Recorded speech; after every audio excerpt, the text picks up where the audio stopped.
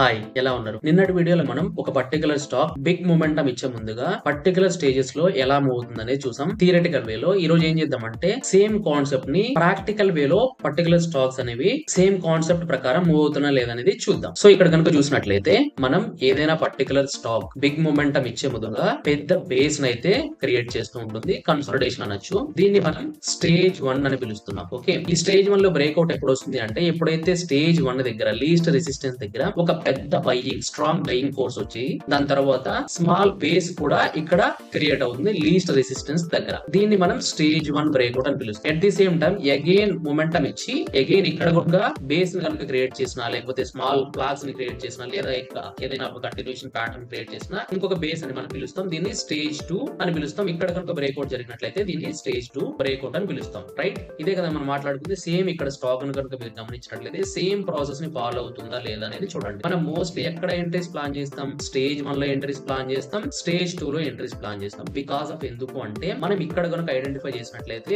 Big profit ని gain చేయడానికి with small stop loss తో వీల్ అనేది ఉంటుంది. అంటే ప్రాబబిలిటీ ఉంటుంది, పక్కా అని కాదు, ప్రాబబిలిటీ అనేది ఎక్కువగా ఉంటుంది. సపోజ్ స్టేజ్ 2 లో కనుక ఐడెంటిఫై చేసాం అనుకోండి, ఇంకొంచెం ఏదైతే ఫస్ట్ ఐడెంటిఫై చేస్తాం దీనికంటే ప్రాబబిలిటీ తక్కువ ఉంటుంది. అదే కనుక స్టేజ్ 3 అండ్ స్టేజ్ 4 లో కనుక ఎంట్రీస్ ప్లాన్ చేసినట్లయితే ప్రాబబిలిటీ అనేది చాలా తక్కువగా ఉంటుంది. బికాస్ ఆఫ్ ఎందుకంటే ఆ టైంలో స్టాక్ డిస్ట్రిబ్యూషన్ ఫేజ్ లోకి వెళ్తుంది, ఇక్కడ అక్యుములేషన్ ఫేజ్ లో ఉంటుంది. ఎవ్రీ బేస్ దగ్గర కూడా అక్యుములేషన్ జరుగుతూ ఉంటుంది ఇక స్ట్రాంగ్ అప్ ట్రెండ్ వచ్చిన తర్వాత.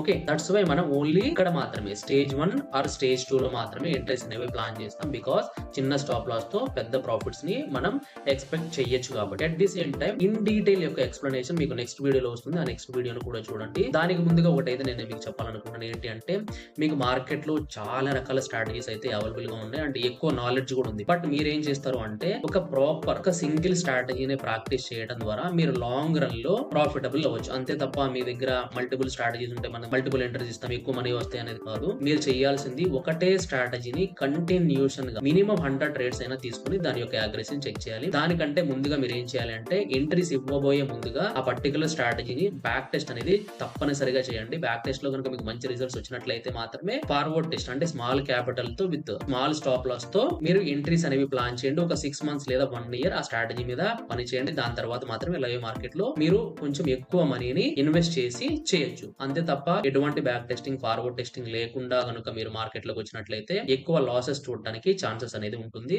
దట్స్ వై మీరు ఏం చేస్తారంటే తప్పకుండా మీరు ఏదైతే స్ట్రాటజీస్ ఉపయోగిస్తున్నారో ఆ ఒకటే స్ట్రాటజీని మల్టిపుల్ టైం ప్రాక్టీస్ చేయండి. మీకు అది మైండ్ లో ఫిక్స్ అయిపోతుంది. చాలా మంది మైండ్ సెట్ అంటూ ఉంటారు మార్కెట్ లో. మైండ్ సెట్ అంటే ఏం లేదు, మీ దగ్గర ఉన్నటువంటి స్ట్రాటజీకి మీరు క్రియేట్ చేసుకున్నటువంటి స్ట్రాటజీ యొక్క రూల్స్ అంతే. That's it. మీరు రూల్స్ ని పక్కాగా పర్ఫెక్ట్